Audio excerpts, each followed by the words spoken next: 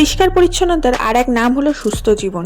তুমি যদি ঘর বাড়ি ফার্নিচার দামি দামি ঘর সাজাবার ইন্টেরিয়ার দিয়ে ঘর সাজানো সমস্ত কিছু করে ফেলেছো, কিন্তু তুমি যদি পরিষ্কার পরিচ্ছন্ন না রাখো তাহলে তার কোনো দাম নেই। আর তুমি যদি কোনো সরকারি কোয়ার্টারে থাকো বা কোনো ভাড়ার রেন্টে থাকো আর সেই জায়গাটাও পরিষ্কার পরিচ্ছন্ন সুন্দরভাবে গুছিয়ে বাগিয়ে রাখো, তাহলে সেই জায়গাটা তোমার কাছে হয়ে উঠবে স্বর্গ।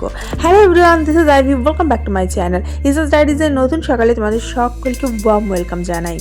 আজকে সকালবেলা ঠিক করেছি যে আমার এই শখের জিনিসটা পরিষ্কার পরিচ্ছন্ন করবো। অনেকদিন যাবতই ভাবছি যে হালকা হালকা ঝুল হয়েছে, হালকা হালকা মাকড়সার জালির মতো দেখতে পাচ্ছি, কিন্তু পরিষ্কার করা আর হয়ে উঠছে না, কারণ ওই ওপরটাতে উঠে এটাকে পরিষ্কার করতে হবে।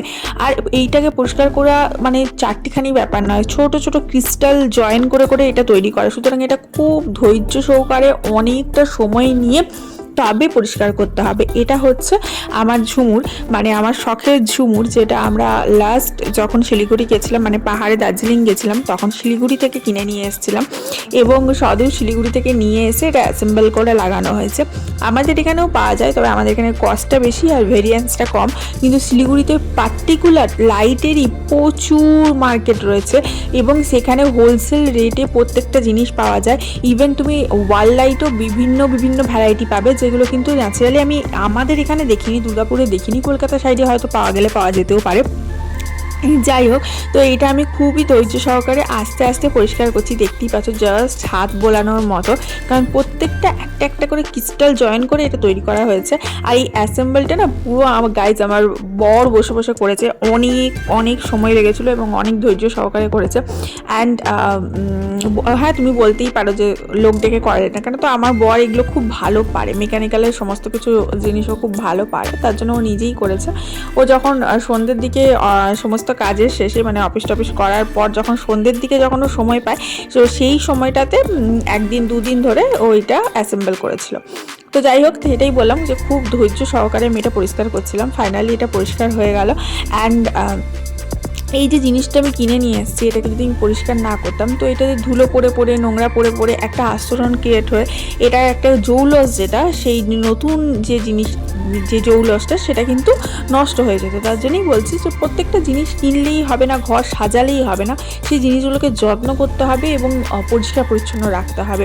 শুধুমাত্র কোনো জিনিসই নয়, প্রত্যেকটা সম্পর্ক, মানুষের নিজস্ব শরীর, প্রত্যেকটা জিনিসই কিন্তু যত্নের প্রয়োজন, দেখভালের প্রয়োজন। সেটা না থাকলে কিন্তু কখনোই কোনো জিনিস ভালো থাকে না। যাই হোক, তোমরা কিন্তু ভিডিওটা দেখতে দেখতে অবশ্যই একটা টুক করে লাইক করে দিও, আর অবশ্যই ভিডিওটা একটু শেয়ার করে দিও বন্ধু বান্ধবের সাথে। অ্যান্ড চ্যানেলটা কিন্তু যারা সাবস্ক্রাইব করোনি ঝটাপট সাবস্ক্রাইব করে নিও। অ্যান্ড আমি চেষ্টা করি যে এই ডাস্টিংয়ের কাজগুলো ঘর ঝাড় দেওয়ার আগে করে দিতে। ইভেন আশা করি সবাই তাই করে যে ডাস্টিংয়ের সমস্ত কাজগুলো ঘর ঝাড় দেওয়ার আগে করে নেওয়ার, তাহলে ঘরটা বেশি পরিষ্কার পরিচ্ছন্ন থাকে এবং ডাস্টিং করার পর যে ধুলো ময়লাগুলো পড়ে সেগুলো ঝাড় দিয়ে বার করে দেওয়া হয়। যদিও আমাদের ঘরের কাজটা কিন্তু আমি আর আমার হাজব্যান্ড একটুখানি ভাগ করে নিয়েছি। ওকে সকালবেলা বলেছি চাটা খাওয়ার পর রেডি হয়ে বাইরে যাওয়ার আগে কিন্তু ও ডাস্টিংটা মোটামুটি করে দেয়, সামনে যতটুকু পারা যায়। কিন্তু যেগুলো কোর ডাস্টিং, যেমন খাটের তলা বলো, টেবিল বলো, এগুলো আমি করি। যেমন কম্পিউটার বা টিভি বা ধরো ফ্রিজটা, এগুলো একটু একটু কিন্তু ও করে দেয়, মানে রেগুলার বেসিসে যেটুকু করতে হয়। আর যেগুলো কোর ডাস্টিং সেগুলো আমি করে থাকি। তো এখন ঝাড়টা দিয়ে নেবো, তারপরে ঘর মুছবো। অ্যান্ড এই যে বললাম এই ক্লিনিংয়ের কাজগুলো প্রতিদিন বেসিসে করতে কারোরই ভাল লাগে না, কিন্তু এটা নেসেসিটি। সেরকমই আমাদের শরীরেরও কিন্তু যত্ন হয়তো কারোর অতটা করতে ভাল লাগবে না। যেমন ধরো রাত্রেবেলা শোবার সময় আমি একটু পায়ের মধ্যে ক্রিম লাগালাম বা বডি লোশন লাগালাম, বা পায়ের ক্র্যাক জায়গাটাতে একটুখানি কোনো ক্র্যাক ক্রিম লাগালাম বা বোরোনিল লাগালাম। এইগুলো সচরাচর সারাদিনের পর যখন বিছানায় শরীরটা ফেলতে যায় তখন করতে ইচ্ছা করে না, বাট এগুলো নেসেসিটি। এই সামান্য জিনিসগুলো যদি ছোটো জিনিসগুলো যদি আমরা করতে পারি না, তাহলে আমাদের শরীরটাও ভালো থাকে এবং মনটাও ভালো থাকে, এবং আমাদের ভালো ছাড়া খারাপ কিন্তু হয়ই না। অনেকে বলে রাত্রেবেলা বিছানায় যাওয়ার আগে এত সাজগোজের কী প্রয়োজন, ওটা সাজগোজ নয়, ওটাকে বলে ক্লিনলিনেস, মানে নিজেকে কেয়ার করা, সামান্য সেলফ কেয়ার করা, যেটা অত্যাধিক জিনিসটার প্রয়োজন নেই। অনেকে দেখায় যে আমি রাত্রেবেলা শুতে যাওয়ার আগে যে স্কিন কেয়ার করি, রাত্রেবেলা নাইট কেয়ার করি, এরকম অনেকে দেখায়, হাজারটা ক্রিম লাগায়, তার প্রয়োজন নেই। কিন্তু তুমি মুখটাকে জাস্ট ফ্রেশ করো, একটু ক্রিমটা লাগাও, মুখ চুলটাকে ভালো করে আঁচড়াও, নিয়ে শুতে যাও। এটার মধ্যে কোনো খারাপ কিন্তু নেই।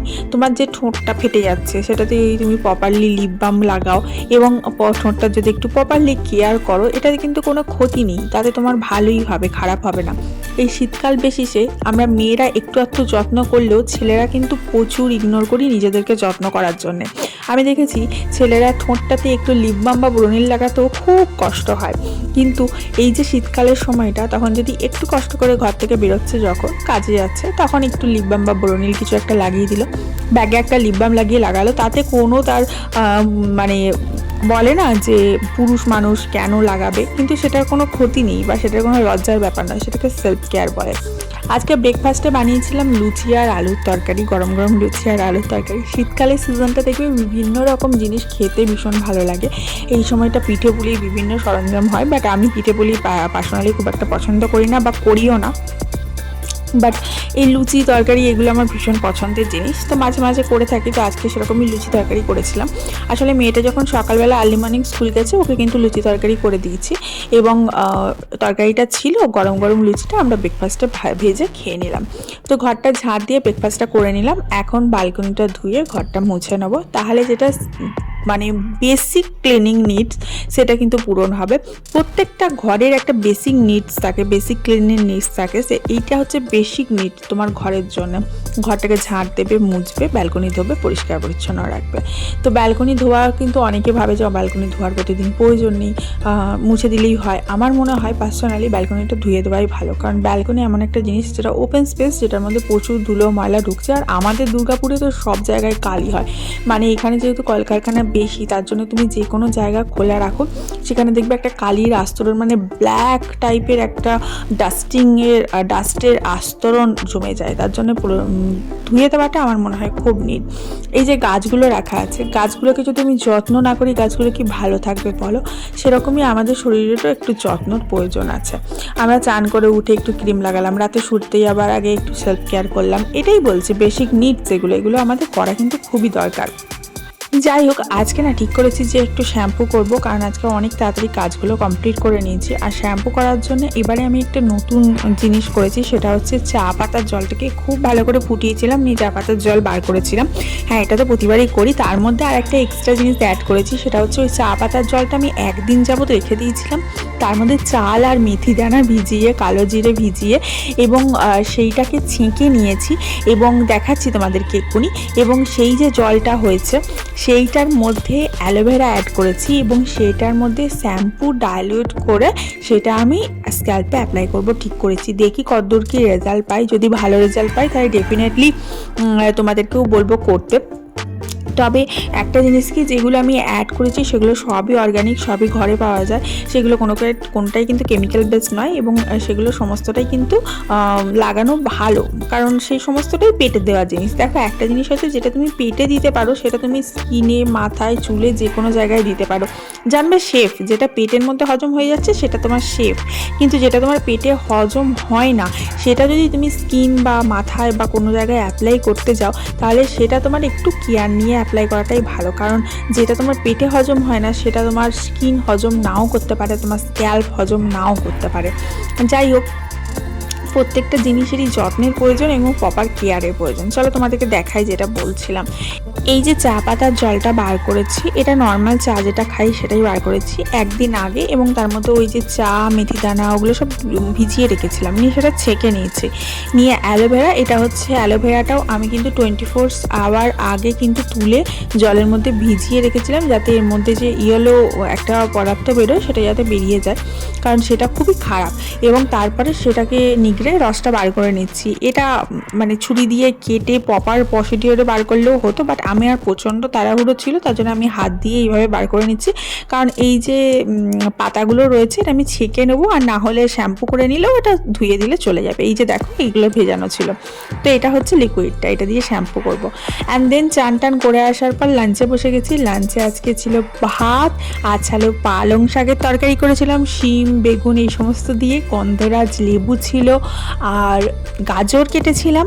এখানে ছিল গতকালের সেই পনিরটা, মনে আছে তো, কিউব কিউব পনিরটা করেছিলাম, আর তার সাথে করেছিলাম মাছ আলু দিয়ে ঝোল, প্রপার একটা রুই মাছের ঝোল। This one is one of my favourite food. যাই হোক, এগুলো দিয়ে বিভিন্ন রকম আজকে হয়ে গেছে, এগুলো সমস্ত দিয়ে আজকে লাঞ্চটা সারলাম এবং আজকে এখানেই বিদায় নিচ্ছি। আশা রাখবো তোমরা নিজেদের একটু যত্ন রাখবে এবং তোমরা খুব খুব খুব ভালো থাকবে।